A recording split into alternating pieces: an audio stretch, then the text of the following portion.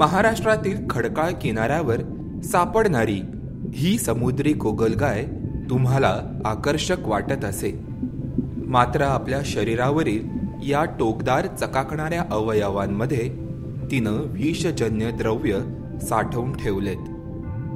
इंग्रजीत या अवयवाला सिराटा म्हणतात. या सिराटांमधील घातक द्रव्य माणसांसाठी हानिकारक नसले तरी त्यांच्या नैसर्गिक शिकाऱ्यांसाठी हे द्रव्य जालिम ठरतं. उत्क्रांतीच्या काळात जमिनीवरच्या गोगलगायींच्या विरुद्ध बहुतांश समुद्री गोगलगायींनी आपल्या पाठीवरच्या शंखाचा त्याग केला. शंखामुळे जमिनीवरच्या गोगलगायींचा वेग मंदावला. या उलट शंखाचा त्याग केल्यामुळे समुद्री गोगलगायींच्या हालचालींना वेग मिळाला. मात्र त्यांना शंखामुळे प्राप्त होणाऱ्या संरक्षणाला मुकावं लागलं. ती स्लग हे समुद्री गोगलगाई म्हणजे मोलुस्काच्या ग्रुपमध्ये येतात. त्यांनी कोरल रीफ आणि एस्पेशली रॉकी शोर्स या अधिवासात ते जास्त करून सापडतात आणि तिथे राहण्यासाठी त्यांनी शेलच्या ऐवजी इतर विविध ॲडॅप्टेशन्स केलेले आहेत, ज्याने ते स्वतःचा डिफेन्स करतात. आत्मसंरक्षणासाठी समुद्री गोगलगायींनी वेगवेगळ्या पद्धती आत्मसात केल्यात. प्रजातींनुसार या पद्धतींमध्ये विविधता आढळते. यामधील सुपरिचित असलेली एक पद्धत म्हणजे केमिकल डिफेन्स. डोरिड कुळामधल्या गोगलगायी या मुळातच विषारी समजल्या जाणाऱ्या स्पॉन्जवर अन्नग्रहण करतात. हे करताना मात्र या गोगलगायींच्या शरीरामधील पेशी घातक द्रव्यांनी युक्त होतात आणि या द्रव्यांचा वापर त्या स्वतःच्या बचावासाठी करतात. काही गोगलगायींनी शाई फेकून शिकाऱ्यांना गुंगारा देत तिथून पळ काढण्याची पद्धतही आत्मसात केली. तर काही गोगलगायींनी आपल्या अधिवासात मिसळून जात केमोफ्लाज होत आत्मसंरक्षणाची पद्धत अंगीभूत केली.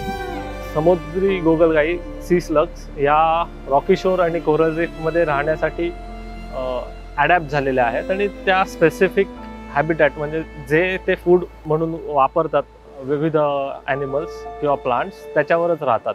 त्याच्यावरच त्यांची अंडी असतात. जसं की आपण जमिनीवर फुलपाखरं बघतो, त्या फुलपाखरांचं पण स्पेसिफिक फूड प्लांट आणि अंडी घालण्याचे प्लांट ठरलेले आहेत. त्याचप्रमाणे या समुद्री गोगलगायींचा पण अधिवास ठरलेला आहे. सागरी परिसंस्थेतील विविध अधिवासानुसार समुद्री गोगलगायींच्या विविधतेत बदल झालेले दिसतात. या गोगलगायींची सर्वात जास्त विविधता आपल्याला प्रवाळ क्षेत्रांमध्ये म्हणजेच कोरल रीफमध्ये पाहायला मिळते. त्या खालोखाल खडकाळ किनारे, वालुकामय किनारे, कांदळवन आणि चिखल क्षेत्रात त्यांची विविधता दिसते. यापैकी खडकाळ किनाऱ्यांवरील छोट्या छोट्या अधिवासांमध्येही समुद्री गोगलगायींची प्रजातीनुसार विविधता आढळते.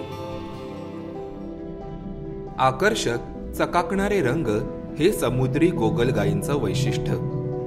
1946 साली अभ्यासक विंकवर्थ यांनी मुंबईतून या चकाकणाऱ्या गोगलगायीचा शोध लावला. मुंबईत सापडल्याने तिचे नाव बॉम्बेयाना असे ठेवण्यात आले. डोरिड कुळातील या गोगलगायींच्या शरीरावरील अवयवांच्या रचना या वैशिष्ट्यपूर्ण दिसतात. शरीराच्या पुढच्या बाजूला दिसणाऱ्या अँटिनासारख्या या अवयवांना रायनोफोर म्हणतात. सेन्सरसारखे काम करणारे हे अवयव त्यांचे घ्यानेंद्रियच असतात. तर मागच्या बाजूला फुलासारख्या दिसणाऱ्या या अवयवाला गिल्स म्हणतात. समुद्री गोगलगायी या पाण्यातून ऑक्सिजन शोषून घेतात. त्यासाठी डोरिड कुळातील गोगलगायींमध्ये श्वास घेण्यासाठी हा फुलासारखा दिसणारा अवयव विकसित झालाय.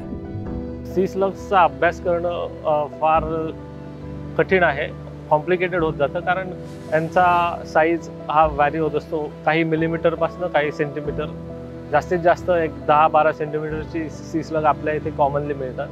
पण जास्त सी स्लग ज्या 1 सेंटीमीटर किंवा त्याच्या आसपास कमी जास्त प्रमाणात साईजमध्ये आढळतात.